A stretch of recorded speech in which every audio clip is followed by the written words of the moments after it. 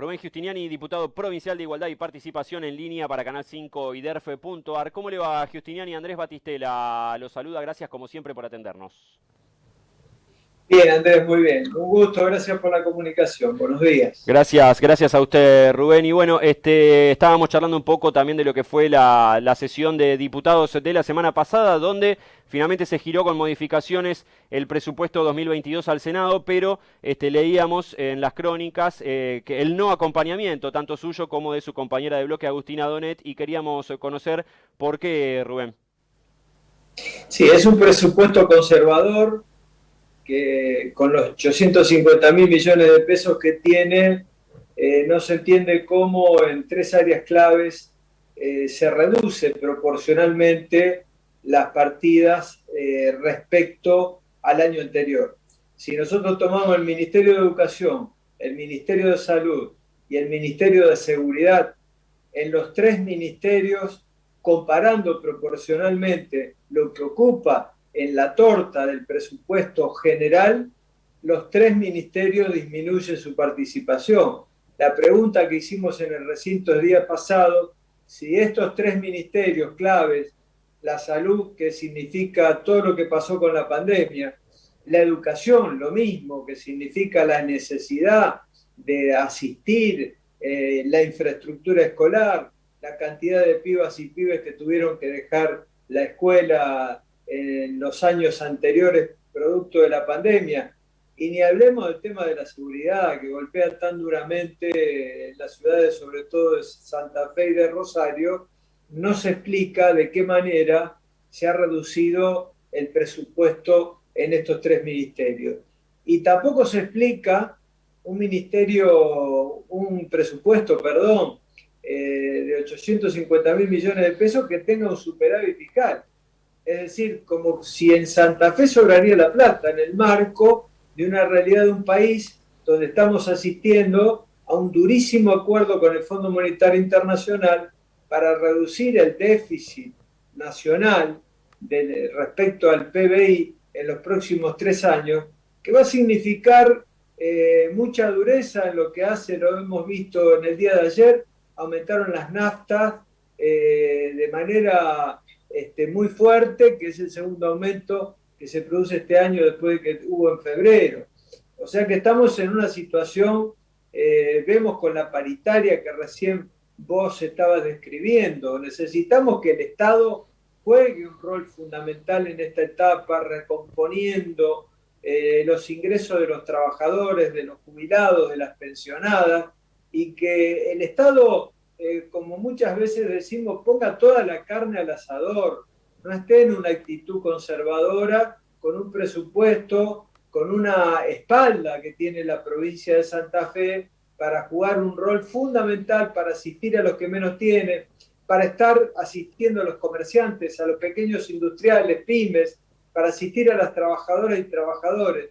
Pensamos que este presupuesto no da respuestas en ese sentido. Claro, ¿será que se cumple esta lamentable máxima de la política, Rubén, en la cual los años no electorales son de sentarse arriba de la plata y los años electorales son los de salir a tirar un poco y hacer obra pública para justamente conseguir congraciarse con el electorado?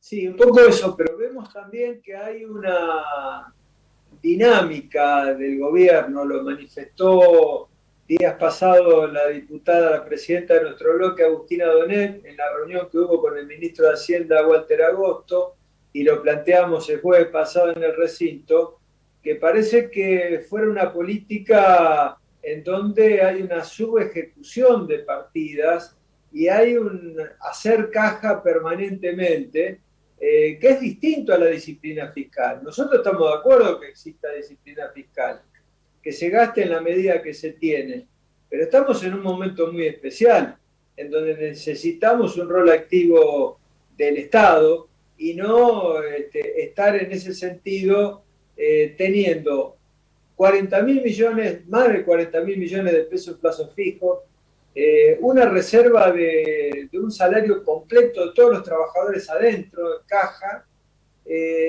reservas en moneda dura que significan miles de millones de dólares que están para pagar sin compromisos, pero que no se justifican en la cantidad que se hacen. Por eso, además, un foco importante, que es el fondo unificado que tiene la provincia, es decir, una provincia de Santa Fe que está en condiciones de jugar un papel muchísimo más activo, y por eso nosotros no acompañamos con la diputada en este presupuesto para el corriente año 2022. Por otra parte, Andrés, un presupuesto que estuvo hecho con todas las directivas, y un presupuesto que estuvo realizado con los números macros del presupuesto nacional, que ya no están. Es decir, un cálculo de déficit, un cálculo de crecimiento, un cálculo de inflación que ya no son reales, una inflación de un 33%, cuando vemos los datos del INDEC por estos días y vemos que este año 2022 va a estar muy por encima de ese 33%. Claro. El mismo acuerdo con el Fondo Monetario Internacional fija un piso de inflación para este año del 38%, y hasta inclusive que puede llegar al 48%, ¿no? Que vemos que va a estar más cerca de esa cifra, evidentemente. Sí. Rubén, usted que ha sido senador nacional durante tantos años y que ha estado en varios de los debates más importantes de la historia reciente de la Argentina, si le tocara hoy estar en la Cámara Alta, ¿de qué manera votaría el entendimiento con el Fondo Monetario Internacional que se debate por estas horas? Yo dije en la sesión del día jueves que iba a ser este memorándum de entendimiento, donde tiene todo un programa técnico y un programa fiscal muy duro, y que va a ser con un monitoreo prácticamente diario de las cuentas del país. Es decir, por 2 años y medio vamos a tener un cogobierno con el Fondo Monetario Internacional. Y no hay un Fondo Monetario Internacional bueno y un Fondo Monetario Internacional malo.